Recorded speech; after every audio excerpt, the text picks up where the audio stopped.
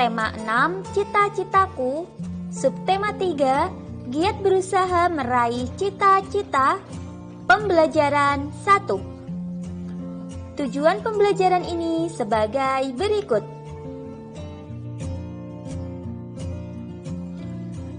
Amati gambar berikut. Gambar itu menunjukkan kondisi sungai di Jakarta dahulu dan sekarang. Dahulu, Sungai Pesanggerahan begitu bersih. Kini telah berubah menjadi kali yang kotor, penuh sampah, berwarna hitam dan bau. Dibutuhkan kesadaran masyarakat tentang pentingnya merawat sungai sebagai sumber daya alam mereka. Menurutmu, siapakah yang berperan untuk mengubah sungai tersebut? Ternyata, semuanya berasal dari satu orang yang peduli dan bertekad baja. Mari kita baca cerita tentang orang tersebut. Si pendekar Kali Pesanggerahan. Keinginan untuk kembali melihat Kali Pesanggerahan di Jakarta yang bersih membuat Haji Hairudin atau yang dikenal dengan Bang Idin berpetualang menyisiri bantaran sungai tersebut. Kali Pesanggerahan yang dulunya tempat ia bermain air bersama teman-temannya telah berubah menjadi kali yang kotor, penuh sampah, berwarna hitam dan bau. Dengan berbekal golok dan tekad yang besar, ia mulai menyusuri bantaran sungai itu untuk melihat tingkat kerusakannya. Ia pun mulai membersihkan sampah-sampah yang menutupi sungai tersebut. Banyak anggota masyarakat yang menentangnya karena dianggap sebagai perusuh. Kegiatannya banyak terhalang justru oleh masyarakat sekitar sungai yang tidak memahami tujuan kegiatannya. Akan tetapi, ia tidak marah. Baginya, untuk menyadarkan orang lain tidak perlu membalasnya dengan kekerasan. Ia melakukan berbagai cara untuk membuat masyarakat sekitar sungai sadar pentingnya merawat sungai sebagai sumber daya alam mereka. Akhirnya, berkat kesabaran dan tekad kuat, lambat laun kesadaran masyarakat mulai tumbuh.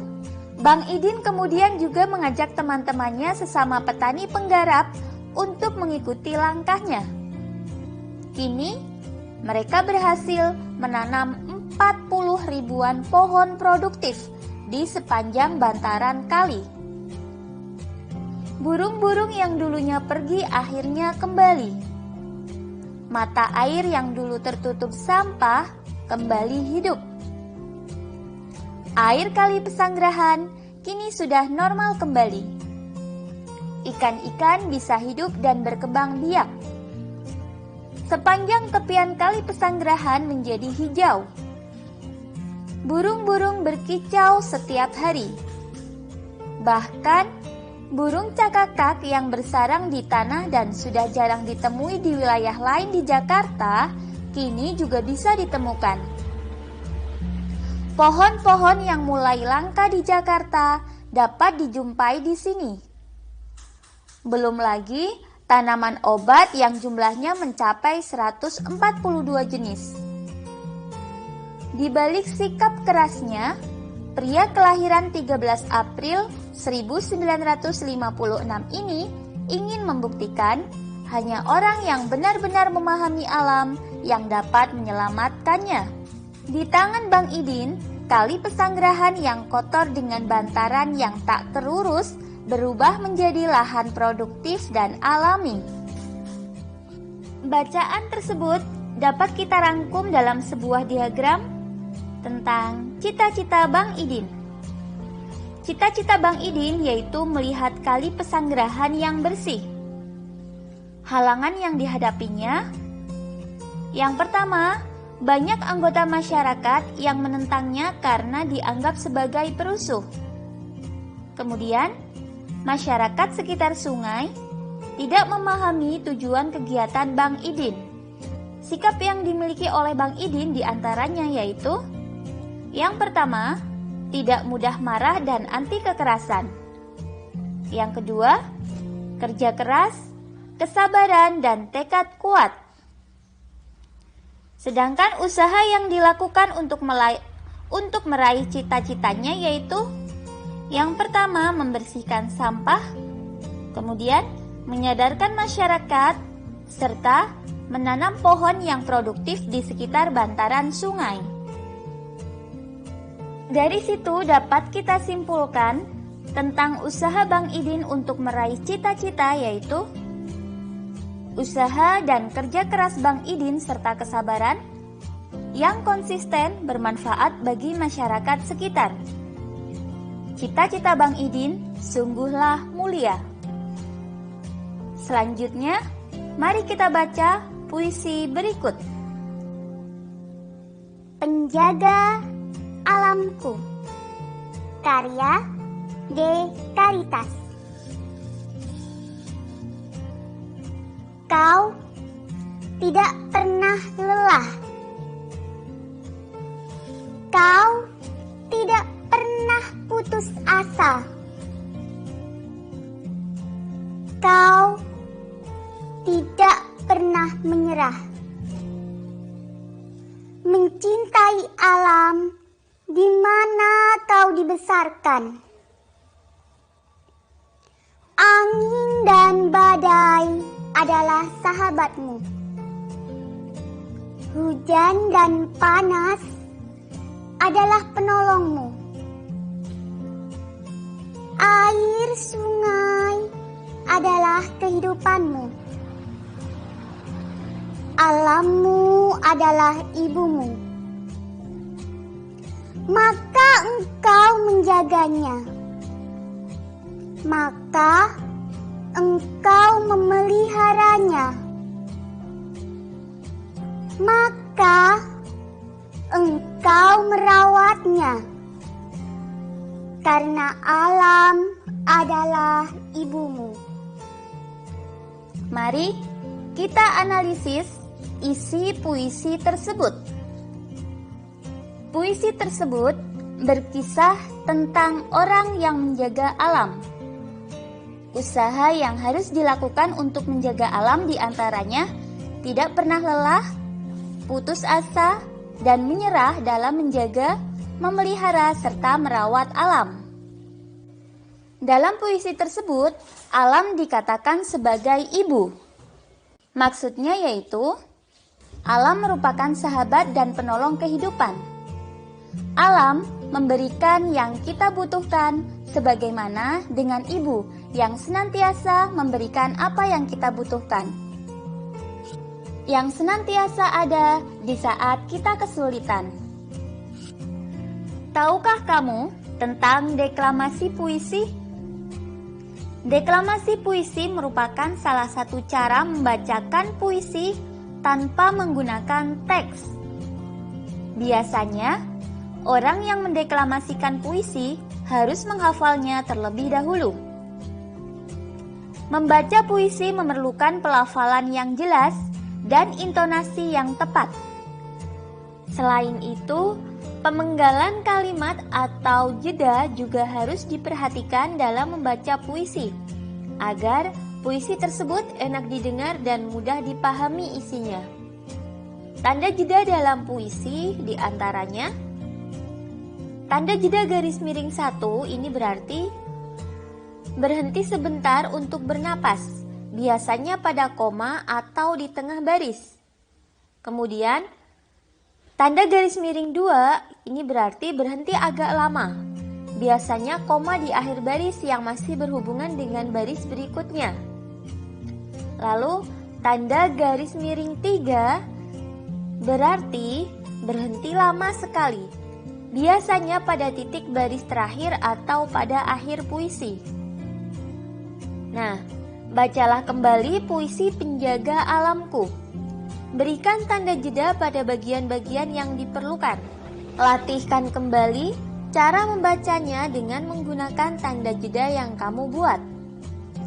Jika kurang tepat, kamu dapat memindahkan tanda jeda tersebut. Hafalkan dan deklamasikan puisi tersebut. Indonesia memiliki berbagai sumber daya alam yang dapat memenuhi kebutuhan hidup seluruh warga penduduknya.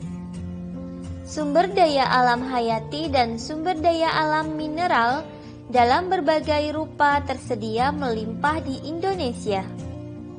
Akan tetapi, tidak berarti sumber daya alam itu dapat dikuras habis untuk memenuhi kebutuhan manusia. Sumber daya alam mineral merupakan sumber daya alam yang tidak dapat diperbarui. Jenis sumber daya alam tersebut memerlukan waktu yang sangat lama dalam pembentukannya. Waktunya tidak sebanding dengan cepatnya sumber daya alam itu digunakan untuk memenuhi hidup manusia. Sumber daya alam mineral yang dimaksud berupa batuan dan bahan tambang. Batuan dapat berupa pasir, tanah liat, dan semen. Bahan tambang berupa emas, besi, batu bara, dan minyak bumi. Sumber daya alam hayati berupa tumbuhan dan hewan yang menjadi sumber makanan manusia. Selain itu, tumbuhan dan hewan berperan untuk menjaga keseimbangan alam. Bencana alam yang terjadi salah satunya karena keseimbangan alam terganggu. Banjir di Jakarta karena sungai-sungai yang tidak dipelihara dan dijadikan tempat pembuangan sampah. Hal ini menyebabkan kerugian yang sangat besar, baik bagi manusia maupun bagi makhluk hidup lainnya. Alam dan sumber daya alam memang harus dijaga agar lestari. Semua orang dapat melakukan sesuatu untuk menjaga dan memeliharanya.